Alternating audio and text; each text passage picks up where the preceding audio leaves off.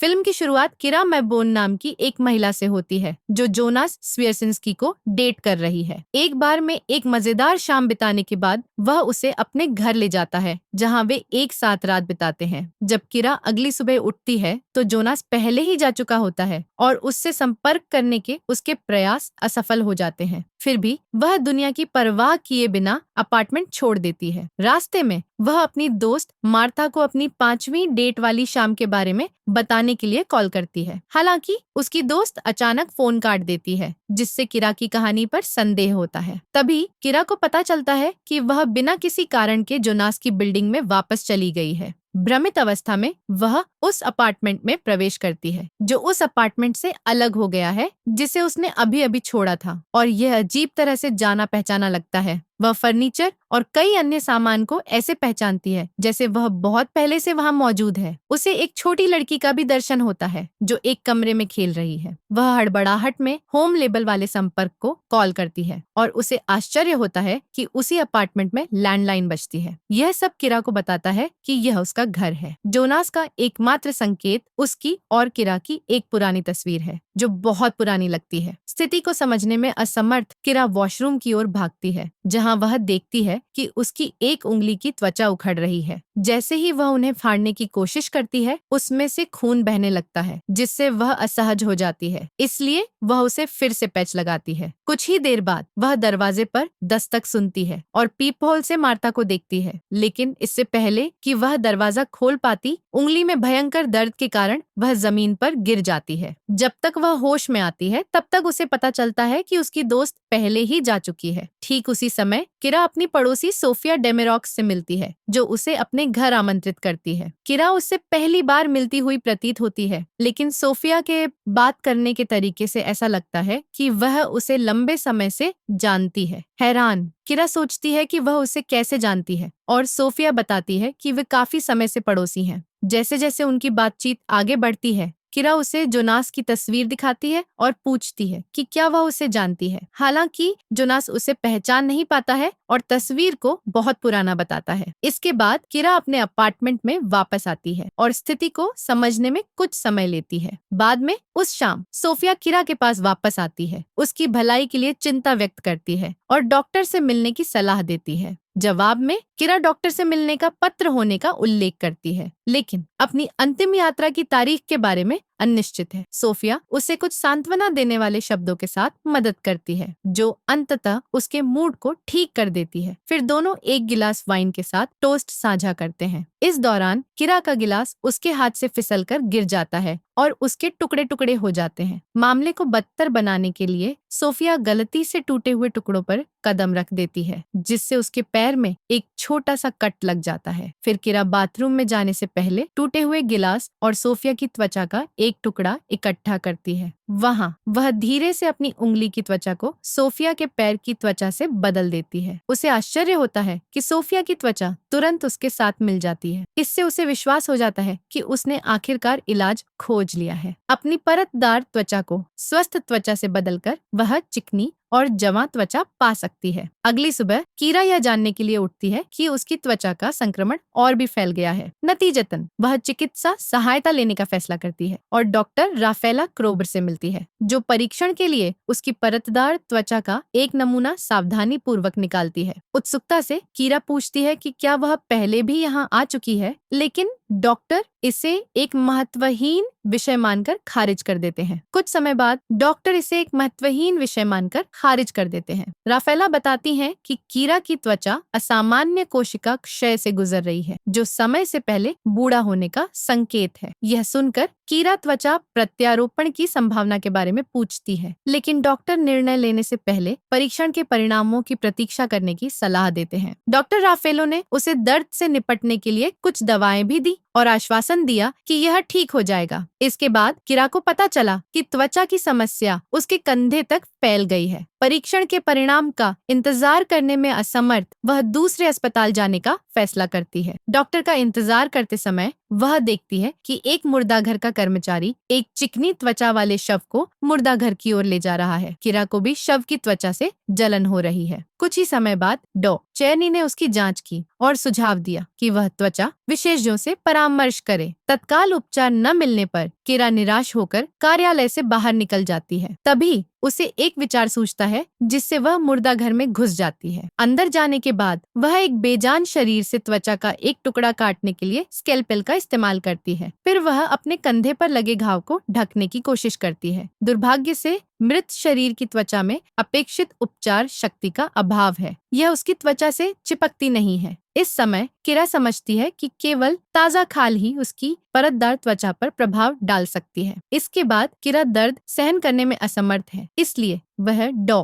राफेला को बुलाने का सहारा लेती है। हताश होकर मदद मांगती है। हालांकि डॉक्टर केवल शांत रहने, थोड़ा आराम करने और निर्धारित दवा लेने की सलाह दे सकते हैं। इसके बाद किरा एक बार में चली जाती है। एक ड्रिंक के साथ अपने दर्द का मुकाबला करने का इरादा रखती है। वहाँ उसका ध्यान चिकनी त्वचा वाली एक वेट्रेस पर जाता है। ईर्ष्या से अभिभूत किरा वेट्रेस का पीछा करते हुए बेसमेंट में जाती है, जहां वह उसे बेहोश कर देती है। उसके कंधे से त्वचा का एक टुकड़ा निकालती है और उसे उसकी परतदार त्वचा पर रख देती है और इस बार त्वचा बिल्कुल उसी तरह से मिल जाती है जैसे पहले मिलती थी। इसके बाद कीरा बेहोश वेट्रेस को अपने घर ले आती है और पूरी प्रक्रिया को रात भर में पूरा करने का इरादा रखती है। जैसे ही कीरा चिकनी त्वचा की अनुभूति का आनंद लेती है, वेट्रेस होश में आ जाती है। वह मदद के लिए चिल्लाने की कोशिश करती है, लेकिन उससे पहले कीरा जल्दी से उसका मुंह बंद कर देती है और उसकी गर्दन पर चाकू घोंप देती है, जिससे उसकी मौत हो जाती है। फिर वह धीरे धीरे उसकी परतदार त्वचा को हटाती है और उसकी जगह वेट्रेस से ली गई ताजा त्वचा लगाती है। बाद में कीरा अपनी नई त्वचा की चिकनी और बेदाग स्थिति को देखकर रोमांचित हो जाती है। आईने में खुद को निहारते हुए वह देखती है कि उसके कंधे पर एक जगह फिर से परतदार होने लगी है। तभी सोफिया उससे मिलने आती है और उसकी चिकनी और बेदाग त्वचा की प्रशंसा करती है। वह इस तरह के परिणाम के उपचार पर अपनी जिज्ञासा भी व्यक्त करती है, लेकिन कीरा सच्चाई से बचती है। बस यह दिखावा करती है कि यह डॉक्टर द्वारा निर्धारित दवा थी। उनकी बातचीत अंततः एक रोमांटिक मोड़ लेती है और वे अंतरंग हो जाते हैं। अगले दिन कीरा डॉ रावेला से मिलने जाती है क्योंकि परीक्षण के परिणाम आखिरकार आ चुके हैं। हालांकि डॉक्टर कहते हैं कि सटीक उपचार योजना स्थापित करने में कुछ और दिन लगेंगे। वह इस बात पर भी जोर देती है कि अस्पताल को एक रिमाइंडर कॉल करने की आवश्यकता है क्योंकि किरा को अपनी याददाश्त में कुछ समस्या हो रही है। इसके बावजूद किरा इसके बारे में ज्यादा चिंता नहीं दिखाती है। उसी शाम वह और सोफिया कुछ निजी समय एक साथ बिताते हैं। जब सोफिया एक बार फिर से उसकी त्वचा के उपचार के बारे में पूछती है तो किरा चिढ़ जाती है और कमरे से बाहर निकल जाती है। बाद में वह देखती है कि उसकी परतदार त्वचा उसके पूरे शरीर में फैलने लगी है। एक रात बार में कीरा एक और महिला को देखती है जिसकी त्वचा बेदाग है और वह उसका पीछा करते हुए शौचालय में जाती है। वहाँ वह उसकी त्वचा पाने के लिए एक और हत्या कर देती है। एक त्वरित त्वचा प्रतिस्थापन प्रक्रिया के बाद वह किसी की नजर में आए बिना बार से निकल जाती है। इस बीच सोफिया उसे रास्ते में पकड़ लेती है, माफी मांगने की कोशिश करती है, लेकिन कीरा अकेले रहने पर जोर देती है। घर वापस आकर कीरा मासूम लोगों की जान लेने के अपराध बोध से दबी हुई रोती है। इसके अलावा वह जोनास के साथ बिताए समय के लगातार फ्लैशबैक से भी परेशान है। वह खुद को शांत करने के लिए बाथरूम की ओर भागती है, लेकिन उसे बहुत निराशा होती है। वह खुद को आईने में एक बूढ़ी औरत के रूप में देखती है। यह उसे एक पल के लिए घबराहट में डाल देता है, लेकिन वह देखती है कि पुलिस किसी और को गिरफ्तार कर रही है, जिससे उसे राहत की सांस मिलती है। इसके बाद सोफिया उससे मिलने जाती है और इस बार कीरा उसका स्वागत करती है। जब सोफिया संगीत का आनंद लेने में व्यस्त होती है तो कीरा बाथरूम में उस लड़की की जांच करने के लिए खिसक जाती है जिसे उसने अपहरण कर लिया है। फिर वह सोफिया से मिलती है और उसे पीठ पर परतदार त्वचा के किसी भी लक्षण के लिए उसके शरीर की जांच करने के लिए कहती है। ऐसा करने पर सोफिया को परतदार त्वचा दिखाई देती है और वह डॉक्टर से फिर से मिलने की सलाह देती है। उसके जाने के बाद कीरा अपनी त्वचा को अपहृत लड़की की त्वचा से बदलने लगती है। बाद में क्लिनिक में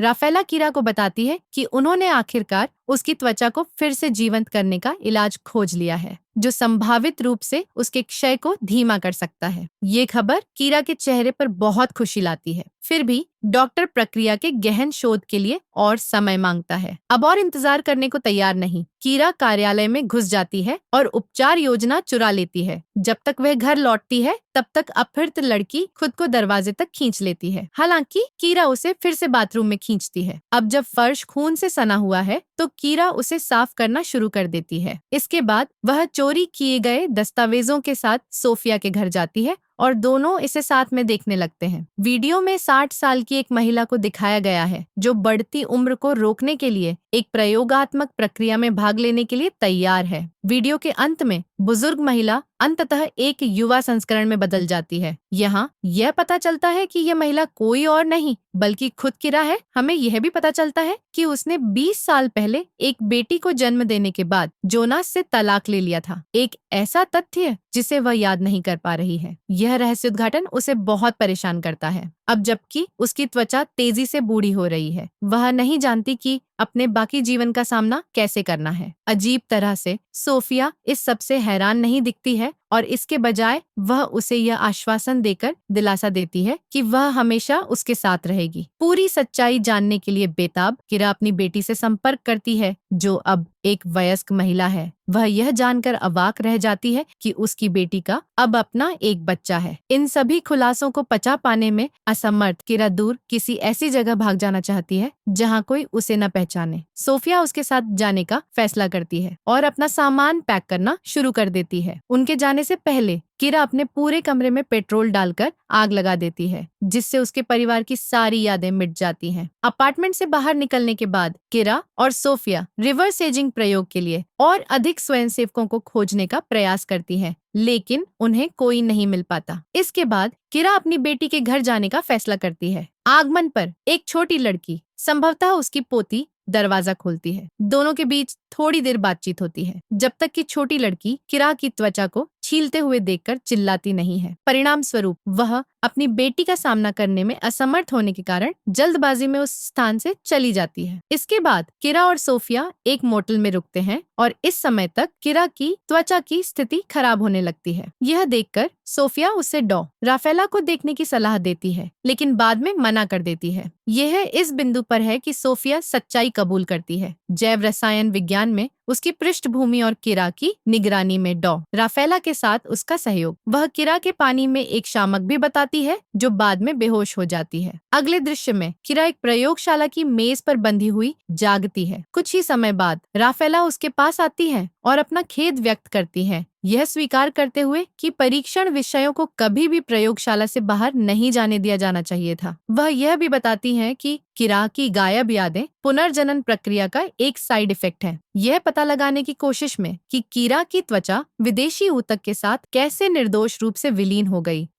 राफेला ने दर्दनाक प्रयोग शुरू किए जो कई दिनों तक जारी रहे। अपने साथी को पीड़ित होते देख सोफिया डॉक्टर पर क्रोधित हो जाती है और उसे छोड़ने के लिए आगे बढ़ती है। उसे ऐसा करने से रोकने के लिए राफेला सोफिया की गर्दन में एक पदार्थ का इंजेक्शन लगाती है। इसके बावजूद वह किसी तरह वापस लड़ती रहती है, जिससे कीरा को ठीक होने का समय मिल जाता है। इसके तुरंत बाद कीरा एक धातु का कंटेनर पकड़ती है और डॉक्टर को नीचे गिरा देती है और फिर उसका गला घोंटकर उसे मार देती है। फिर वह अपनी त्वचा को डॉक्टर की त्वचा से बदलने की कोशिश करती है, लेकिन सोफिया उसे ऐसा करने से रोकती है। वह नहीं चाहती कि कीरा कोई और अपराध करे, इसलिए वह आगे से त्वचा बदलने की प्रक्रिया से परहेज करने का वादा करती है। जैसे ही इंजेक्शन का असर शुरू होता है, सोफिया की हालत खराब होने लगती है। यह देखकर कीरा एक साहसी कदम उठाती है। वह कई चिकित्सा कर्मियों को मार देती है, उनमें से एक से बंदूक वापस ले लेती है और सोफिया के लिए मारक की तलाश में निकल पड़ती है। एक कमरे में कीरा एक युवा नर्स से मिलती है और उसकी खूबसूरत त्वचा को देखकर वह अपनी इच्छाओं को नियंत्रित नहीं कर पाती। बाद में जब वह अपने साथी के पास लौटती है तो सोफिया को पता चलता है कि उसने फिर से किसी को मार दिया है, जो उसकी चिकनी त्वचा से स्पष्ट है। यह महसूस करते हुए कि वह लोगों के लिए एक बहुत बड़ा खतरा बन गई है, सोफिया उसे गोली मारने से पहले एक आखिरी बार चूमती है।